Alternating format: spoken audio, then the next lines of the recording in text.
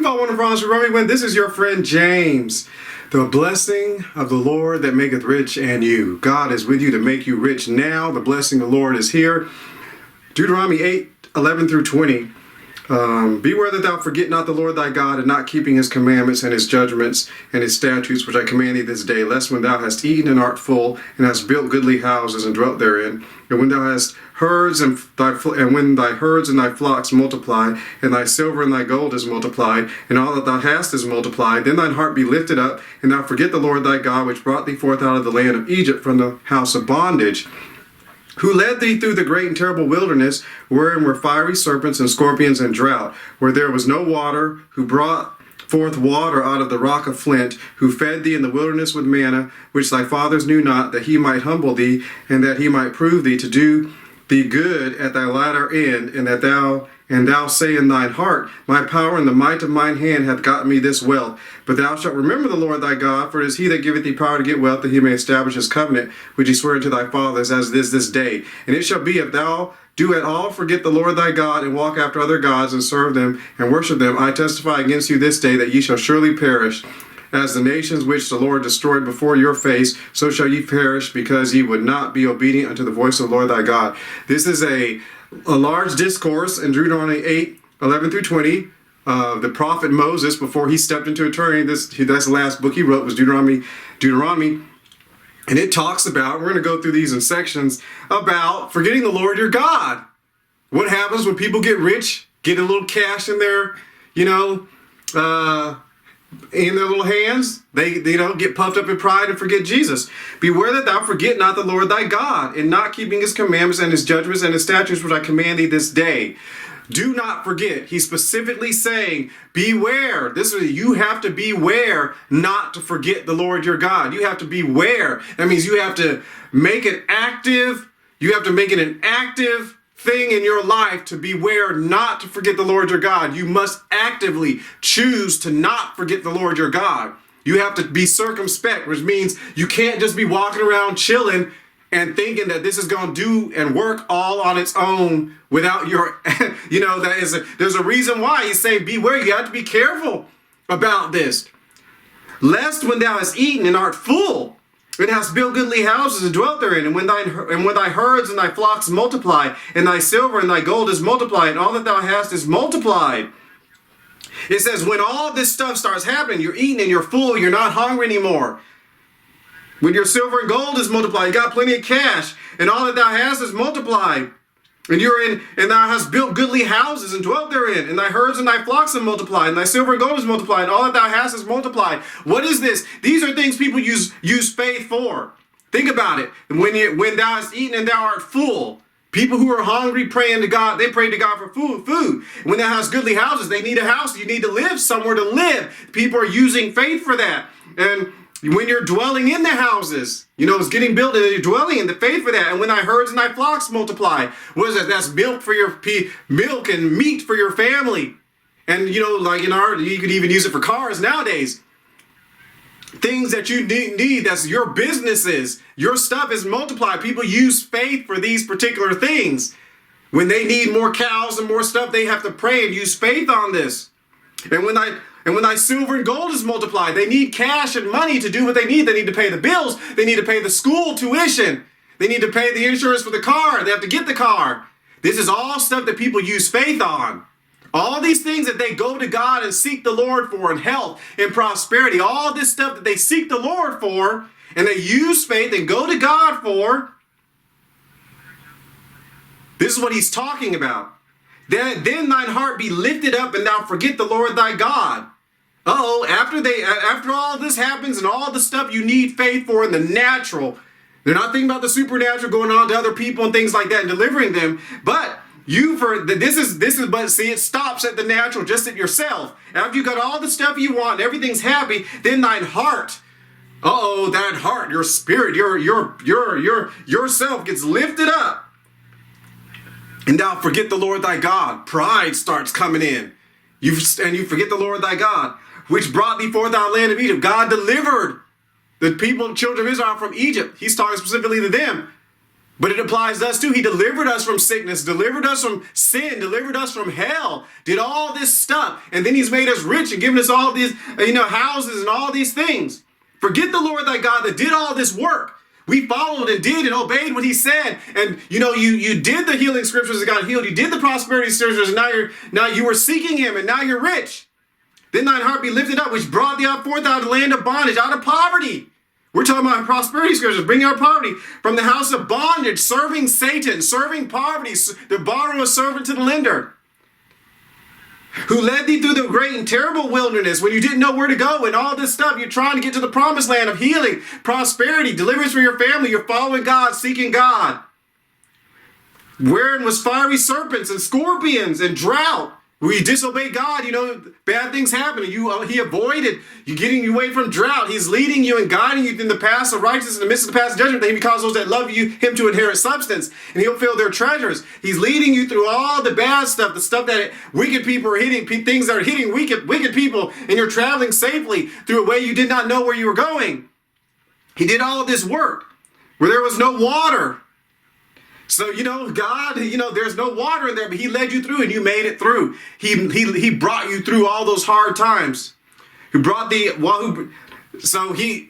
avoided disaster, and whenever you needed something, he gave it to you because you went to him, you sought him. Remember people in the past when, they know what it's like to believe the Lord and how it started off small, and what they did to get up there, and they prayed and supplicated when they had nobody at church, and then 20 people at church, and they brought it up to 1,000, and then he's talking about forgetting the Lord.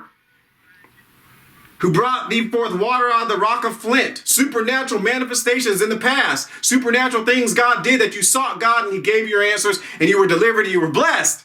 He's saying all these things that he did. Who fed thee in the wilderness with manna, supernaturally. You needed food. God, God did all this stuff. Who did it? They complained. They murmured, and God still blessed them and helped them. He's saying, remember the Lord who did all this stuff.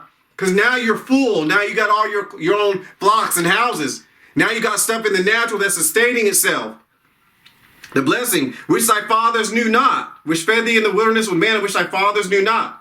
That he might humble thee, and that he might prove thee. The fathers didn't know what was going on. Those are people who got cut off. He's talking to a new group of people now. That he might humble thee, because they were in pride. Listen, they need to learn how to go to God. They need to learn to be humbled. Because what were they doing? They were murmuring every time something happened. They complained. Every time they said, let's stone Moses. Come on, guys. They got in pride. They didn't want to obey God. They didn't want to humble and submit to the Lord. So he did all this stuff, that he might prove thee, to do thee good at thy latter end. But now we're here, and it's time to go into the promised land. Jesus come, it's time to be in the promised land. But he's saying that's what God did all that stuff to teach them. They're examples for us so we can learn how to live and do right. And that thou say in thine heart, my power and the might of mine hand hath gotten me this wealth. Oh, somehow, after all this stuff, somehow they stop thinking about God and start thinking, I did this myself. I did this myself.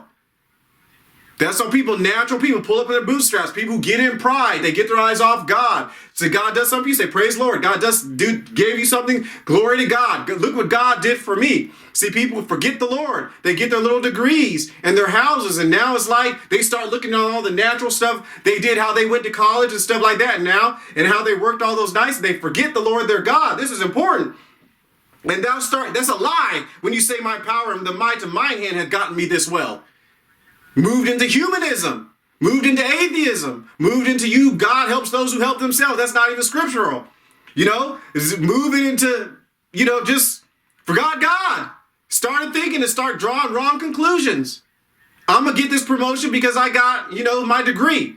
I'm doing this. This is what I'm doing the natural. This is how I'm going to get blessed because I know I studied how to do the stock market. Forgot that you prayed. Forgot that the Lord healed you. Forgot that God did all that stuff.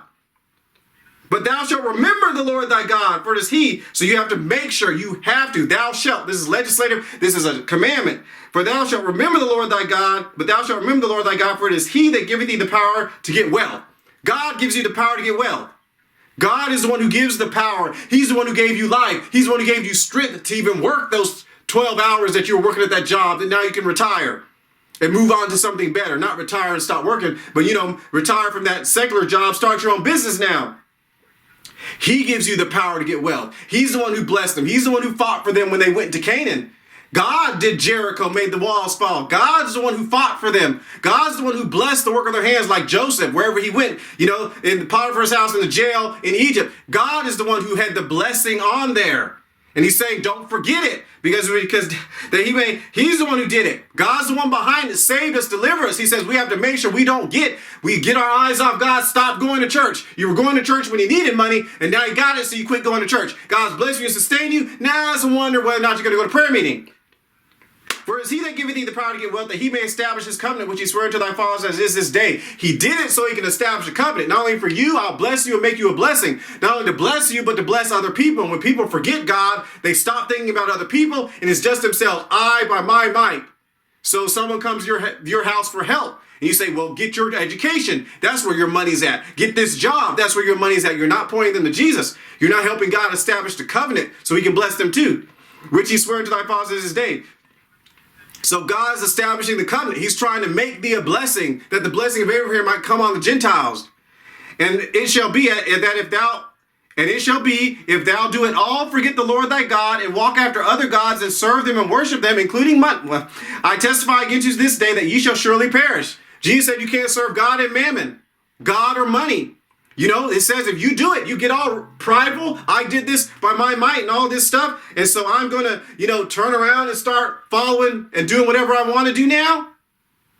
Bad business. It says you will surely perish. I testify against you this day. You shall surely perish.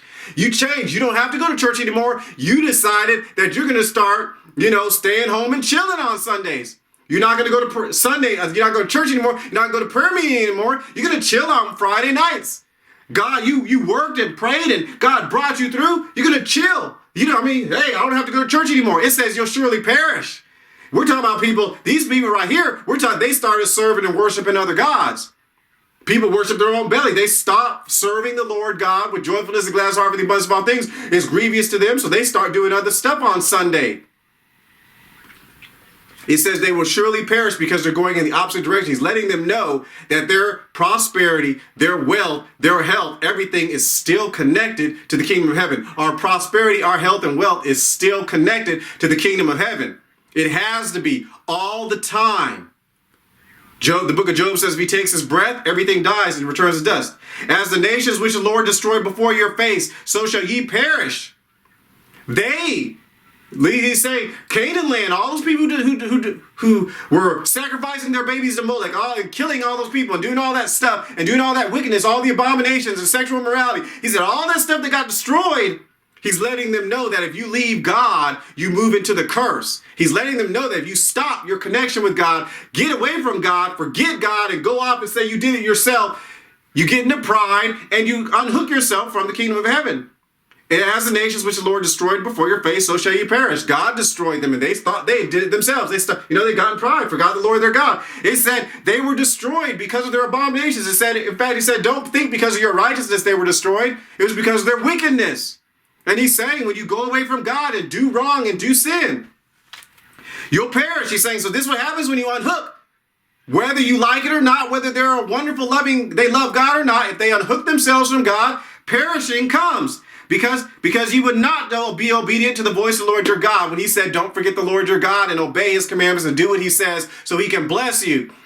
It means that if he says, do this so I can bless you, the curse is going to show up if you don't do what he says. Deuteronomy 8:11-20. Beware that thou forget not the Lord thy God, and not keeping his commandments and his judgments and his statutes, which I command thee this day, lest when thou hast eaten and art full, and hast built goodly houses and dwelt therein, and when thy herds and thy flocks multiply, and thy silver and thy gold is multiplied, and all that thou hast is multiplied, then thine heart be lifted up, and thou forget the Lord thy God, which brought thee forth out of the land of Egypt, from the house of bondage, who led thee through that great and terrible wilderness, wherein were fiery serpents and scorpions and drought, where there was no water, who brought thee forth water out of the rock of flint, who brought thee forth water out of the rock of flint, who fed thee in the wilderness with manna which thy fathers knew not, that he might humble thee, and that he might prove thee to do thee good at thy latter end. And thou say in thine heart, my power and the might of mine hand hath gotten me this wealth. But thou shalt remember the Lord thy God, for it is he that giveth thee power to get wealth, that he may establish his covenant, which he sware unto thy fathers, as it is this day. And it shall be, if thou do it all, forget the Lord thy God, and walk after other gods, and serve them and worship them, I testify against you this day that ye shall surely perish. As the nations which the Lord destroyed before your face, so shall ye perish, because ye would not be obedient unto the voice of the Lord your God. They would be.